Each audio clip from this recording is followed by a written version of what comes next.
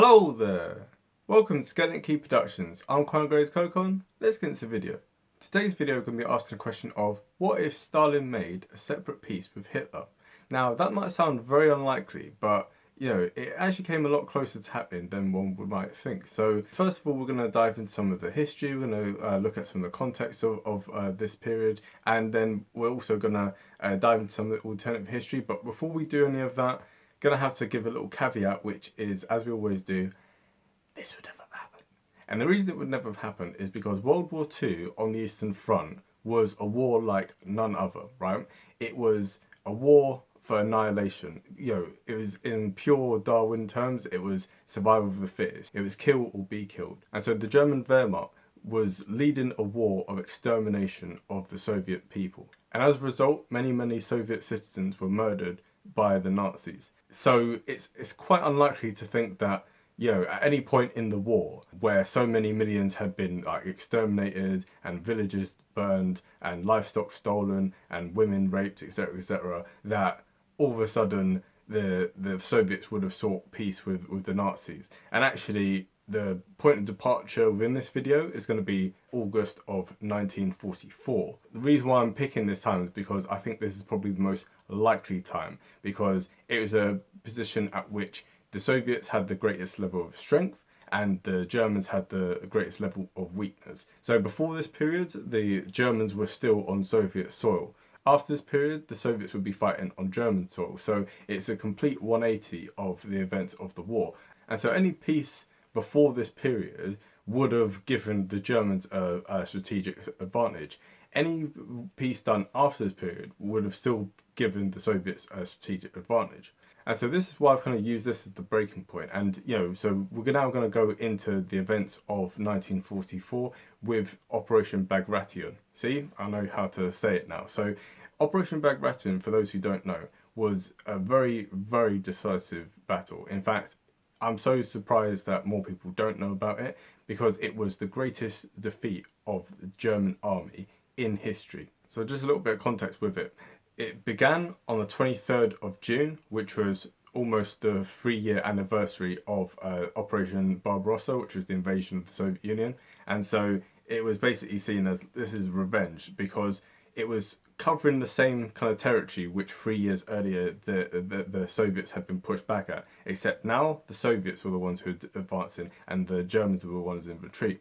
And what the Soviets were engaged in when preparing this operation was something known as maskirovka, which is Russian for literally camouflage, right? So basically what they did is they concealed things, so troop movements were nearly always done at night.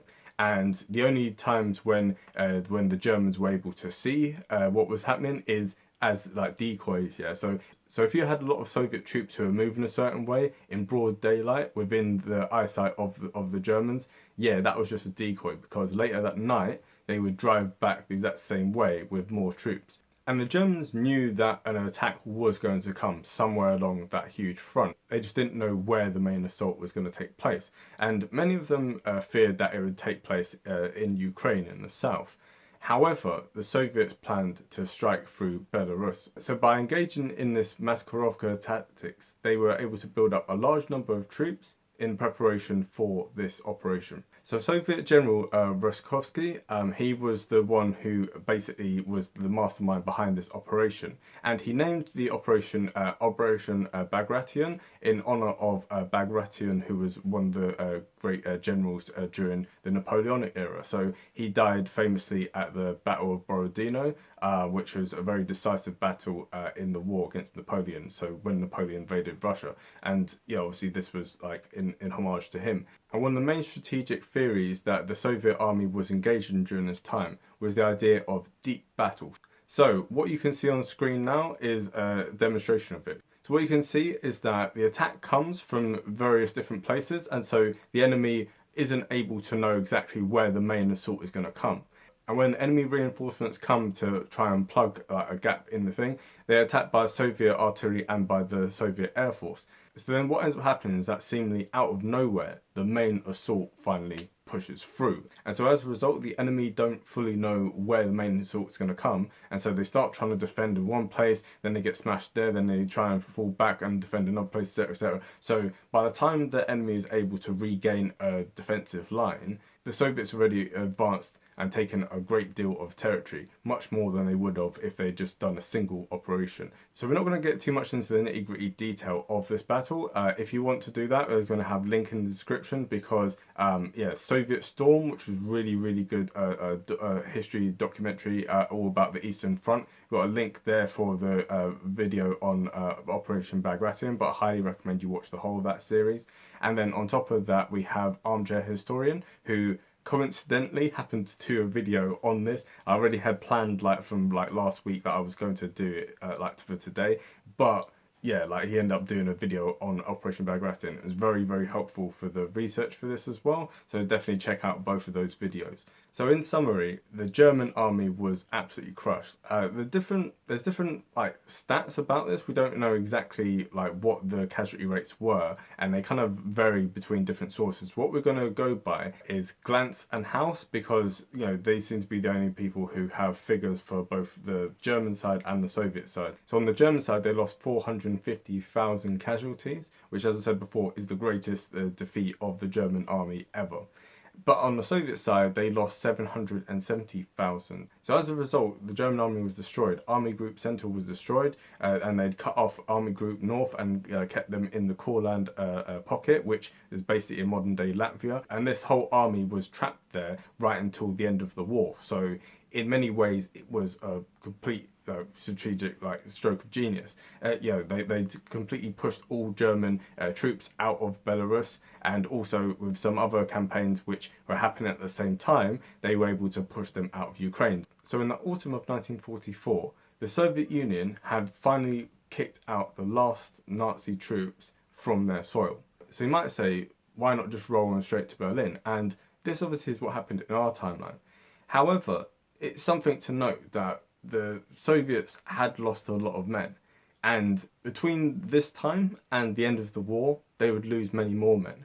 In fact, it's estimated that roughly about 10% of their total forces end up being killed during this time. So I don't have exact figures for how many people were killed and how many people were wounded and how people just got sick and how many people were captured and then end up being liberated. But under the umbrella term of Soviet casualties between the fourth quarter of 1944 and the second quarter of 1945. So kind of the period of September 44 up until May 45. Total Soviet casualties represented 1.1 million men. And considering that throughout the whole war they had 11 million, yeah, that represents roughly 10% of total casualties. So it's not insignificant. And technically speaking, the Soviet army didn't have to keep advancing. They'd already achieved their first objective, which obviously kicked the invaders out. And as far as they were concerned, the German army was completely incapable of advancing, and certainly was incapable of invading the Soviet Union again. And also this coincided with the surrender and the switching of sides, of Romania, which happened a few days after this campaign, and then Bulgaria, which also switched sides as well. So the Germans, in one big stroke, had not only lost all their territory that they had gained in the Soviet Union, but also had lost two important allies. Most important of all was Romania, which was the source of their only supply of petroleum. So, how are they going to fly their planes? How are they going to move their tanks? How are they going to do any of these kind of things? So, without oil, the German war effort was eventually going to grind to a halt. For instance, the Luftwaffe was nowhere near as effective as it had been earlier in the war because they simply had difficulties flying the planes because of this lack of fuel. And a big reason for the war, if you look at Tick, so this is TIK, definitely check out his channel. It's really, really good. So yeah, goes really in depth with all this stuff, so definitely check out his thing. Yeah, he says the big reason for Hitler's war aims was to do with oil, and so the fact that it was completely cut off at this point meant that it was an inevitable thing that the German war machine was going to grind to a halt. So at this point, Stalin, if he wanted to, could have just said, that's it, we've done enough, we're not going any further. But what would have been the consequences of that? That's what we're going to dive into in the course of this video. But you know what else we're going to dive into in this video? We're going to be diving into my sponsor. Well, not really a sponsor because it's not that paid just yet. But FBR watches, yeah, definitely check this out. This is handmade. This is by my best mate. So yeah, he makes his own watches and stuff. He's starting out. There's a little bit of a problem at the moment in terms of production, but because obviously he's a one-man job. He also is doing a full-time job as well. But definitely check out his things. Definitely follow him on Instagram and also book your order now. So I'm not saying that's going to come anytime soon because obviously, my man's got to make the watches himself. So it takes a bit of time. It's painstaking work. The quality of it. I've posted up on my Instagram as well, so definitely check that out. Give us a follow if you haven't already. And so definitely, hit us up, man. Hit us up. And also, don't forget to hit the like button. That's very important. You definitely hit the like button. For the first time, we actually hit 20 likes. So I've been nagging people for ages. Got 20 likes for a video, which was the one on the Gallipoli campaign. So definitely check that out. And so very, very happy with that. I'm going to keep nagging because the aim is for 20 likes for every single video. And the aim is also for at least 100 views for every single one of my videos. So if you like this video, if you share it with your friends and stuff, definitely check out some of our other videos as well. Check out the ones that don't have as many views, because it doesn't mean that they're not good. It just means that the algorithm, for whatever reason, and the YouTube algorithm at this point doesn't make any sense. I don't understand it. It's really confusing. But some videos take off, and then some videos don't, and it's not because of lack of engagement. It's not because of anything. I just don't know why. So definitely check those videos out. Share this, show them some love, and we're gonna get back into the video. So now that we're back in the video, what things we have to take in consideration is this. There's another, this would never have happened. So the other, this would never have happened, is to do with what would happen from the German side. So we already established why the Soviets wouldn't have wanted to make peace. What about on the other side? Well, Hitler obviously was waging this war of annihilation against the Soviet people because he wanted territory, he wanted, Lebensraum, which is, live in space. He wanted the oil, he wanted to destroy Bolshevism, which he saw as part of a Jewish conspiracy, etc., etc. And, so Hitler wouldn't have made peace. And I can guarantee he wouldn't have made peace for this very simple reason. Even with the Western Allies, there were 2 instances in which it would have been optimal for him to have sought peace. And actually his high up people actually actively sought it out. And yet still, Hitler, rather than thanking them, rather than taking them up on the offer, instead he completely disowned these high-ranking Nazis. So we're going to talk about these 2 times. So one was Rudolf Hess in 1941. So on the eve of Operation Barbarossa, he flew out to Britain and was shot down over Scotland. And it was there that he tried to make peace with the British, because he understood better than Hitler that fighting a war on 2 fronts probably wasn't the best idea. And so the best way for them to guarantee success in Barbarossa would be to make peace first of all with Britain. And Hitler was furious at this and completely disowned Hess. Hess was 3rd in command after Hitler and Göring, so if Hitler died and Göring died, he would end up being the Führer. And so the fact that he tried to disown him just for trying to make peace with the British at this point kind of indicates just how fanatical Hitler was. And the second time came on April the 20th, 1945, when literally, Berlin's surrounded, you got the Soviet troops closing in on Hitler, and yet he finds out that separately, Hermann Göring and Heinrich Himmler had both tried to seek peace with the British and the Americans. And Hitler was in a complete rage. He was furious. He felt he'd been betrayed. And the fact that even when the Soviet troops are closing in on you, you still don't want to make peace even with the Western Allies, means that there's no way in this timeline this would have happened. There's no way that Hitler would have been like, okay, yeah, cool, we'll make peace with the Soviets. It just wouldn't have happened, okay? If you're not willing to make peace with the Western Allies, you're certainly not going to make it with the Soviet Union. So that's something we have to kind of bear in mind with this timeline as well. So we have to think almost of this alternative history with having multiple different branches in which this factor is slightly different and that factor is slightly different. So we'll take certain things into consideration. So let's, for argument's sake, say that the Soviet Union, after expelling the Germans from their soil, and after getting it so that Romania and Bulgaria are knocked out of the war, if they literally just hold that line and just defend it against whatever German attack comes, then that ties up some German troops. So that affects how the rest of the war is kind of conducted. If, however, the Germans, after a certain amount of time, go, okay, fine, we're going to stop attacking on this front, and we're just going to, have defensive line there and stuff, just in case the Soviets decide to resume their offensives. But but other than that, we're gonna take most of them away from that front and toward the Western Front. So the question is kind of how many troops end up being diverted to the Western Front. Is it gonna basically be a repeat of 1917-18, where the Eastern Front kind of is over, and then all the troops end up getting transferred to the Western Front? So if this happens, how are things gonna be affected on the Western Front?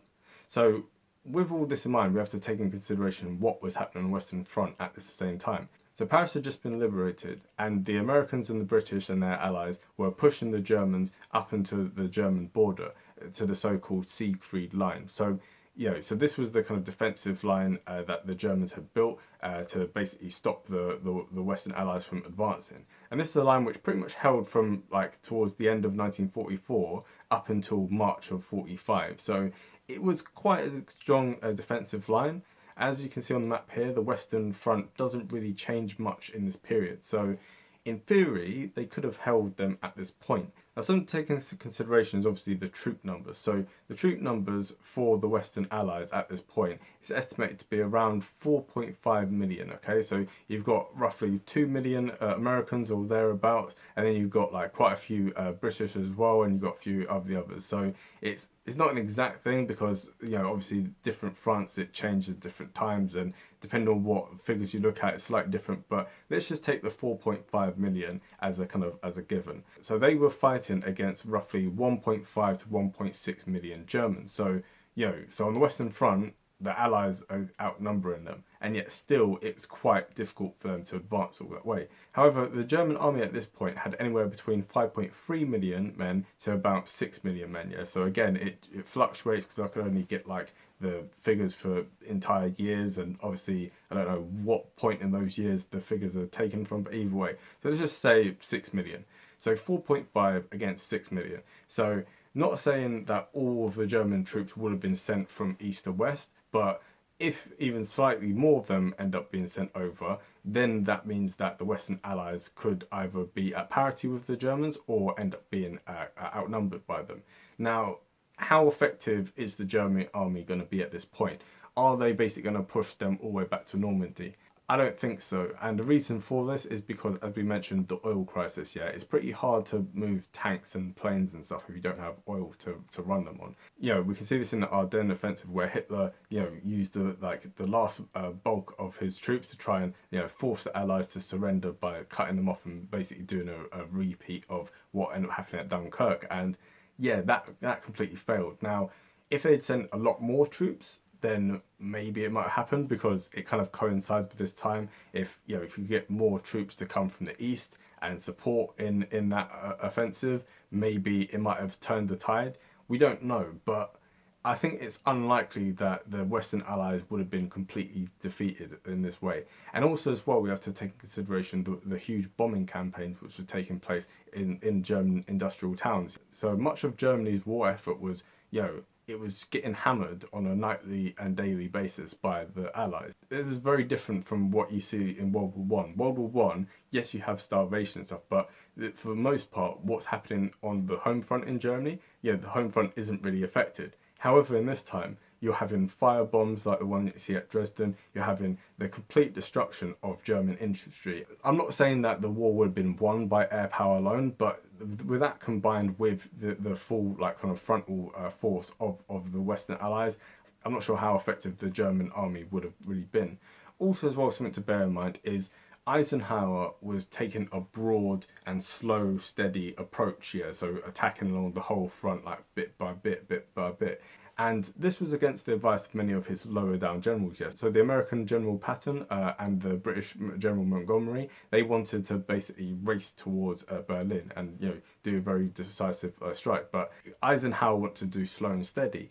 However, with the Soviets pulling out of the war, then the urge to kind of race to Berlin before the German troops can kind of get there, maybe the whole tactics then would have changed up, and actually, like, logically speaking, it would have made most sense to advance as far into Germany as possible, as quickly as possible, because then the Germans would then have to push further and further back. If you wait their defensive line, then the Germans have more time to build up their forces, and then especially, as we've said, there's a high likelihood that the Germans would outnumber the Western Allies.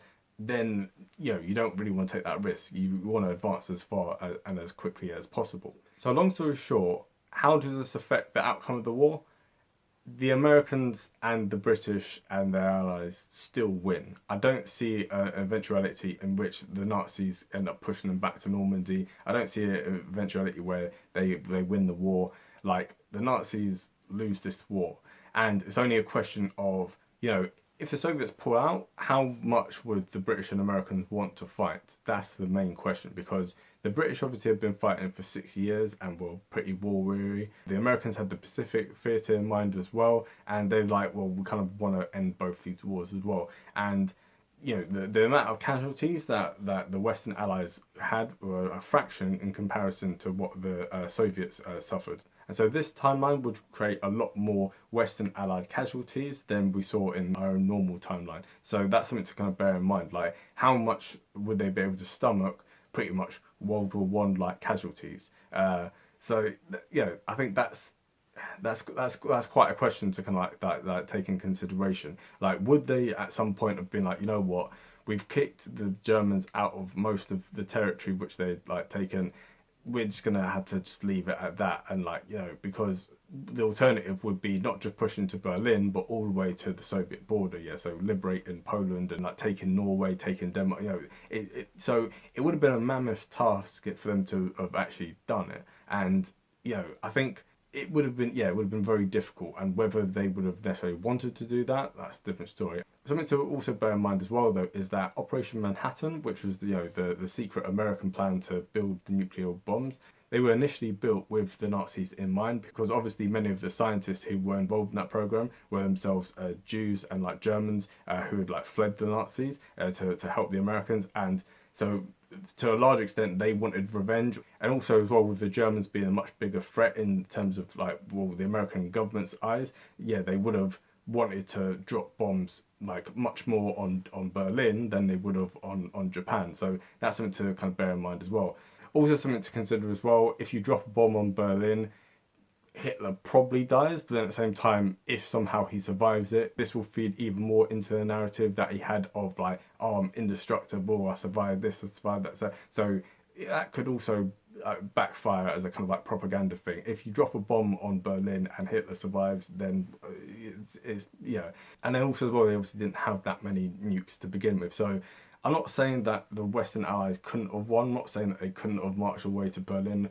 It just would have been at a much greater cost, and it's a question of how willing they would be to do that. However, if obviously the Nazis are able to survive, you have Nazi Germany which is wounded, but they're essentially able to maintain all the territory which they captured from like May 1940 onwards. So they've got Holland, they've got Denmark, they've got Norway, they've got Poland, they've got Czechoslovakia, they've got Austria. So World War II for them would have been very damaging, but they would have ended up with more territory than they had at the beginning. So it's a question of, if the Western Allies had just kind of been like, that's fine, like the Soviets have pulled out, we'll pull out as well, then it leaves a world that's kind of very, very different from our own, in which the Nazis somehow survived World War II. And so what happens in the more likely timeline, which is that the Western Allies push to Berlin and liberate the whole of Central and Western Europe, how then is the world going to be different? Well, the Cold War would obviously be unrecognizable, because a whole big thing with the Cold War was the Soviets taking control over most of Eastern Europe, and basically, having this kind of Iron Curtain, extending like from Stettin to Trieste, right? And this would be very different in this timeline, because Soviets would have just been like, their war aims would have just been kicking the Germans out and then trying to just rebuild the Soviet Union. So would there have been a Cold War in this way? Maybe, maybe not. I think probably what would have happened was it would have returned to what it had been beforehand, which is a kind of tense distrust between the Soviets and the Western democracies, because the West and the Soviet Union weren't on very good terms before this. If you look at the Nazi-Soviet Pact of 1939, if you look at the fact that America didn't even recognize the Soviet Union until 1933, etc., etc. And if the Soviets had just pulled out of the war like this, it would have been seen as like a great betrayal. It would have been like, well, like you didn't keep up your side of the bargain. We all agreed at multiple different things about unconditional surrender, and fighting and not having any kind of separate peace, because Stalin was very worried that the Western Allies would make a separate peace with Hitler, as were the Western Allies towards Stalin. So this level of distrust would have really eaten away at like the relationships between them, like post-war. So can I really say what would happen past like 1946? Not really, because even though it's only a tiny period that we're looking at, that tiny period of pretty much 1945 does determine a lot of different things. I'm not even going to mention the effect it would have had on like the Pacific Front. We've already discussed that in our previous video. What if Germany never declared war on America? So definitely check that out. And with this timeline, it's very complicated, but I think I'm gonna have to just leave it there. So I hope that you enjoyed that video. If you did, definitely hit the like button, share with your friends, hit the subscribe button, and also watch a great many more of our great videos from our wide range of different playlists. And the next video is going to be on what if the Soviet Union never collapsed. So we're going to go back to 1991, and what we're going to be looking at is what if there hadn't been that coup in August, where there were some hardline communists, and they tried to like take Gorbachev hostage. So in this, we're going to imagine a world in which that doesn't happen, in which Gorbachev kind of stays on as leader, and in which the Soviet Union doesn't dissolve, but it kind of ends up turning it into a new thing, which was actually on the road to it going down this route anyway. So we're just gonna think about how the world would be different, like how Russia would be different, how how everything would be different. So I hope you enjoyed that video. Definitely stay tuned for next time, and in the meantime, have a great day and bye.